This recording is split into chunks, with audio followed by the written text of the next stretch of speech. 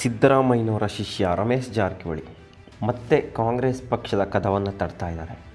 ಕಳೆದ ವಿಧಾನಸಭಾ ಚುನಾವಣೆ ಹೊತ್ತಲ್ಲೇ ರಮೇಶ್ ಜಾರಕಿಹೊಳಿ, ಎಸ್.ಟಿ. ಸೋಮಶೇಖರ್, ಭೈರತಿ ಬಸವರಾಜ್, ಶಿವರಾಮ್ ಹೆಬ್ಬಾರ್ ಇವರೆಲ್ಲರೂ ಕಾಂಗ್ರೆಸ್ ಪಕ್ಷವನ್ನು ಸೇರ್ತಾರೆ ಅನ್ನೋ ಒಂದು ಮಾತುಗಳು ಕೇಳಿ ಬಂದಿತ್ತು. ಆದರೆ ಕಡೆಗಳಿಗೆನಲ್ಲಿ ಅವರು ಯಾರೂ ಕೂಡ ಕಾಂಗ್ರೆಸ್ ಪಕ್ಷವನ್ನು ಸೇರೋದಿಲ್ಲ. ಆಗ ಅವ್ರ ಮನಸ್ಸಿಗೆ ಬಂದಿದ್ದು, ಕರ್ನಾಟಕದಲ್ಲಿ ಕಾಂಗ್ರೆಸ್ ಅಧಿಕಾರಕ್ಕೆ ಬರೋದು ಕಷ್ಟ ಇದೆ, BJPನೇ ಹೆಚ್ಚು ಕ್ಷೇತ್ರಗಳಲ್ಲಿ ಗೆಲ್ಬೋದು, ಸಮ್ಮಿಶ್ರ ಸರ್ಕಾರ ಬರ್ಬೋದು, ಮತ್ತು ನಾವು BJPಲಿದ್ದರೆ ಮಿನಿಸ್ಟ್ರ್ ಆಗ್ಬೋದು ಅನ್ನೋ ಕಾರಣಕ್ಕೆ ಅವ್ರು ಯಾರೂ ಕಾಂಗ್ರೆಸ್ ಪಕ್ಷಕ್ಕೆ ಸೇರಿಕೊಳ್ಳಿಲ್ಲ ಅನ್ನೋ ಒಂದು ಚರ್ಚೆ ಕೂಡ ಆಗಿತ್ತು. ಆದರೆ ಅವರೆಲ್ಲರ ಲೆಕ್ಕಾಚಾರ ಉಲ್ಟಾ ಪಲ್ಟಾ ಆಗುತ್ತೆ. ಕರ್ನಾಟಕದಲ್ಲಿ ಕಾಂಗ್ರೆಸ್ ಪಕ್ಷ ಅಭೂತಪೂರ್ವ ಗೆಲುವನ್ನು ದಾಖಲಿಸುತ್ತೆ. ಆ ಗೆಲುವಿನ ಹಿಂದೆ ಪ್ರಮುಖವಾಗಿದ್ದವರು ಸಿದ್ದರಾಮಯ್ಯ ಅನ್ನೋದು ಅವರೆಲ್ಲರಿಗೂ ಗೊತ್ತು. ಯಾಕಂದರೆ ಅವರೆಲ್ಲರೂ ಕೂಡ ಸಿದ್ದರಾಮಯ್ಯನವರ ಶಿಷ್ಯರು. ಅವರು BJP ಪಕ್ಷದಲ್ಲಿ ಇದ್ದರೂ ಕೂಡ ಇವತ್ತಿಗೂ ಅವರು ಸಿದ್ದರಾಮಯ್ಯನವರ ಕಟ್ಟ ಬೆಂಬಲಿಗರು ಅಂತಲೇ ಹೇಳ್ಬೋದು. ಯಾಕಂದರೆ ಅವಕಾಶ ಸಿಕ್ಕಾಗಲಿಲ್ಲ ಸಿದ್ದರಾಮಯ್ಯನವ್ರನ್ನ ಹಾಡಿ ಹೊಗಳ್ತಾ ಇರ್ತಾರೆ. ಸಿದ್ದರಾಮಯ್ಯನವ್ರಿಗೆ ಕಾಂಗ್ರೆಸ್ ಪಕ್ಷದಲ್ಲಿ ಯಾರಾದ್ರು ತೊಂದರೆ ಕೊಟ್ಟರೆ ಅವರ ವಿರುದ್ಧ ಮಾತನಾಡ್ತಾರೆ ಮತ್ತು ಸಿದ್ದರಾಮಯ್ಯನವ್ರಿಗೆ ಅವರ ಮಾತಿನ ಮೂಲಕನೇ ಬಲ ತುಂಬ್ತಾ ಇರ್ತಾರೆ. ಅಂತಹ ರಮೇಶ್ ಜಾರಕಿಹೊಳಿ ಬೆಳಗಾವಿನಲ್ಲಿ CM ಸಿದ್ದರಾಮಯ್ಯನವ್ರನ್ನ ಭೇಟಿಯಾಗ್ತಾರೆ. ಸಿದ್ದರಾಮಯ್ಯನವರ ಅನಾರೋಗ್ಯ ಕಾರಣ ಸದನಕ್ಕೆ ಹೋಗಿರಲಿಲ್ಲ, ರೆಸ್ಟ್ ಮಾಡ್ತಾ ಇರ್ತಾರೆ. ಅಲ್ಲಿಗೆ ರಮೇಶ್ ಜಾರಕಿಹೊಳಿ ಅವರು ಎಂಟ್ರಿ ಕೊಡ್ತಾರೆ. ಸಾಮಾನ್ಯವಾಗಿ ಸಿದ್ದರಾಮಯ್ಯನವರು ಅವ್ರಿಗೇನಾದ್ರು ಹುಷಾರಿಲ್ಲದೆ ಇದ್ದಾಗ ಯಾರನ್ನೂ ಭೇಟಿ ಮಾಡೋದಕ್ಕೆ ಅವಕಾಶ ಕೊಡೋದಿಲ್ಲ. ಆದರೆ ತಮ್ಮ ನೆಚ್ಚಿನ ಶಿಷ್ಯ ರಮೇಶ್ ಜಾರಕಿಹೊಳಿ ಭೇಟಿ ಮಾಡಬೇಕು ಅಂದ ತಕ್ಷಣ ಸಿದ್ದರಾಮಯ್ಯನವರು ಅವರಿಗೆ ಅವಕಾಶವನ್ನು ಕೊಡ್ತಾರೆ. ರಮೇಶ್ ಜಾರಕಿಹೊಳಿ ಸಿದ್ದರಾಮಯ್ಯನವ್ರ ಜೊತೆ ಹಲವು ವಿಚಾರಗಳ ಬಗ್ಗೆ ಚರ್ಚೆ ನಡೆಸಿದ್ದಾರೆ. ಅವ್ರು ಹೊರಗಡೆ ಬಂದಮೇಲೆ ಹೇಳ್ತಾರೆ, ನಾವು ಯಾವುದೇ ಚರ್ಚೆ ಮಾಡಿಲ್ಲ, ರಾಜಕೀಯ ಚರ್ಚೆ ಮಾಡಿಲ್ಲ, ಅಭಿವೃದ್ಧಿ ಚರ್ಚೆ ಮಾಡಿಲ್ಲ, ಸಿದ್ದರಾಮಯ್ಯ ಸಾಹೇಬ್ರಿಗೆ ಹುಷಾರಿರಲಿಲ್ಲ, ಹೀಗಾಗಿ ಅವ್ರನ್ನ ನೋಡೋದಕ್ಕೆ ಹೋಗಿದೆ, ಅವ್ರ ಆರೋಗ್ಯ ವಿಚಾರಿಸೋಕ್ಕೆ ಹೋಗಿದೆ ಅಷ್ಟೇ ಅಂತ ರಮೇಶ್ ಜಾರಕಿಹೊಳಿ ಅವರು ಹೇಳ್ತಿರೋದು. ಆದರೆ ಅದರ ಮರ್ಮ ಬೇರೆಯೇ ಇದೆ. ರಮೇಶ್ ಜಾರಕಿಹೊಳಿ ಸೇರಿದಂತೆ ಹಲವು ಮಂದಿ ಮತ್ತೆ ಕಾಂಗ್ರೆಸ್ ಪಕ್ಷವನ್ನು ಸೇರಬಹುದು. ಮುಂದಿನ ಚುನಾವಣೆ ಹೊತ್ತಿಗೆ ಅವರೆಲ್ಲರೂ ಕಾಂಗ್ರೆಸ್ ಪಕ್ಷವನ್ನು ಸೇರ್ತಾರೆ.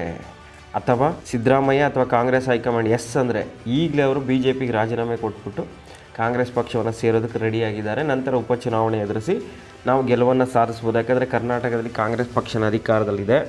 ಸಿದ್ದರಾಮಯ್ಯನವರು ಜನಪ್ರಿಯತೆಯನ್ನು ಗಳಿಸಿದ್ದಾರೆ. ಅವರು ಕೊಟ್ಟಿರುವಂತಹ ಗ್ಯಾರಂಟಿಗಳು ಜನರ ಮನಸ್ಸನ್ನು ಗೆದ್ದಿದೆ. ಹೀಗಾಗಿ ನಾವು ಕಾಂಗ್ರೆಸ್ನಿಂದ ಸ್ಪರ್ಧೆ ಮಾಡಿದ್ರೆ ಗೆಲ್ಲಬಹುದು ಅನ್ನೋದು ರಮೇಶ್ ಜಾರಕಿಹೊಳಿ ಮತ್ತು ಇತರರ ಲೆಕ್ಕಾಚಾರ. ಈ ವಿಚಾರವನ್ನೇ ಅವರು ಸಿದ್ದರಾಮಯ್ಯನವ್ರ ಜೊತೆ ಮಾತನಾಡಿದ್ದಾರೆ ಅನ್ನೋದು ರಾಜಕೀಯ ಅಂಗಳದಲ್ಲಿ ಕೇಳಿ ಬರ್ತಿರುವಂಥ ಮಾತು. ಮತ್ತೊಂದು ಮೂಲಗಳ ಪ್ರಕಾರ ಸಿದ್ದರಾಮಯ್ಯನವರಿಗೆ ರಮೇಶ್ ಜಾರಕಿಹೊಳಿ ಒಂದು ಮಾತನ್ನು ಕೊಟ್ಟಿದ್ದಾರಂತೆ.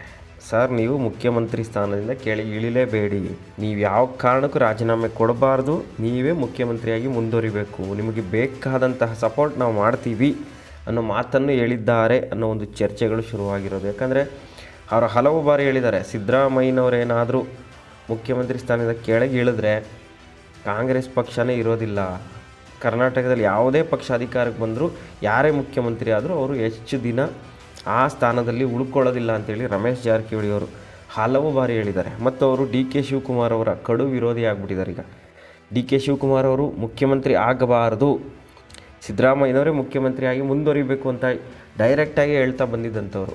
ಈಗ ಅವರು ಸಿದ್ದರಾಮಯ್ಯನವ್ರನ್ನ ಭೇಟಿಯಾಗಿ ತಮ್ಮ ನೈತಿಕ ಬೆಂಬಲವನ್ನು ಕೊಟ್ಟಿದ್ದಾರೆ. ನೀವೇನು ಟೆನ್ಷನ್ ಮಾಡ್ಕೋಬೇಡಿ, ನಿಮಗೆ ನಮ್ಮ ಸಪೋರ್ಟ್ ಇದ್ದೇ ಇರುತ್ತೆ, ನೀವು ಮುಖ್ಯಮಂತ್ರಿಯಾಗಿ ಒಳ್ಳೆ ಕೆಲಸ ಮಾಡ್ತಿದ್ದೀರಿ, ಜನ ಓಟ್ ಹಾಕಿರೋದು ನಿಮ್ಮನ್ನು ನೋಡಿ, ಕರ್ನಾಟಕದಲ್ಲಿ ಕಾಂಗ್ರೆಸ್ ಪಕ್ಷ ಅಧಿಕಾರಕ್ಕೆ ಬರಬೇಕು ಅನ್ನೋದಕ್ಕಿಂತ ಸಿದ್ದರಾಮಯ್ಯ CM ಆಗಬೇಕು ಅನ್ನೋ ಕಾರಣಕ್ಕೆ ಜನ ಓಟ್ ಹಾಕಿದ್ದಾರೆ, ಜನ ಬೆಂಬಲ ನಿಮ್ಮ ಕಡೆ ಇದೆ, ನೀವು ಮುಖ್ಯಮಂತ್ರಿಯಾಗಿ ಉಳಿಬೇಕು, ನಮ್ಮ ಸಪೋರ್ಟ್ ಕೂಡ ನಿಮಗಿದ್ದೇ ಇರುತ್ತೆ. ಯಾಕಂದರೆ ನೀವು ಶೋಷಿತರ ಪರವಾಗಿ ಧ್ವನಿ ಎತ್ತುವಂತಹ ನಾಯಕ, ಅವರ ಪರವಾಗಿ ಕೆಲಸ ಮಾಡುವಂತಹ ನಾಯಕ. ಹೀಗಾಗಿ ನಾವು ನಿಮ್ಗೆ ಸಪೋರ್ಟ್ ಕೊಡ್ತೀವಿ. ಹಿಂದೇನು ನಾನು ನಿಮ್ಮ ಶಿಷ್ಯನೇ ಆಗಿದ್ದೆ, ಇವತ್ತಿಗೂ ಶಿಷ್ಯ ಆಗಿದ್ದೀನಿ, ಮುಂದೆ ಕೂಡ ನಿಮ್ಮ ಶಿಷ್ಯನೇ ಅನ್ನೋ ರೀತಿಯಲ್ಲಿ ರಮೇಶ್ ಜಾರಕಿಹೊಳಿ ಅವರು ಸಿದ್ದರಾಮಯ್ಯನವ್ರಿಗೆ ಮಾತು ಕೊಟ್ಟಿದ್ದಾರಂತೆ.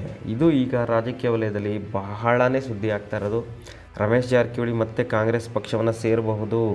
ಕಾಂಗ್ರೆಸ್ ಪಕ್ಷ ಸೇರಿ ತಮ್ಮ ಗುರು ಸಿದ್ದರಾಮಯ್ಯನವರ ಕೈ ಬಲಪಡಿಸ್ತಾರೆ. ಅವರ ಜೊತೆಗೆ ಮತ್ತಷ್ಟು MLAಗಳನ್ನು ಅವರು ಕಾಂಗ್ರೆಸ್ ಪಕ್ಷಕ್ಕೆ ಕರೆ ತರ್ತಾರೆ. ಮುಂದಿನ ಚುನಾವಣೆಯನ್ನು ಅವರು ಕಾಂಗ್ರೆಸ್ ಪಕ್ಷದಿಂದನೇ ಸ್ಪರ್ಧೆ ಮಾಡ್ತಾರೆ ಅನ್ನೋ ಚರ್ಚೆ ರಾಜ್ಯ ರಾಜಕಾರಣದಲ್ಲಿ ಹರಿದಾಡ್ತಾ ಇದೆ.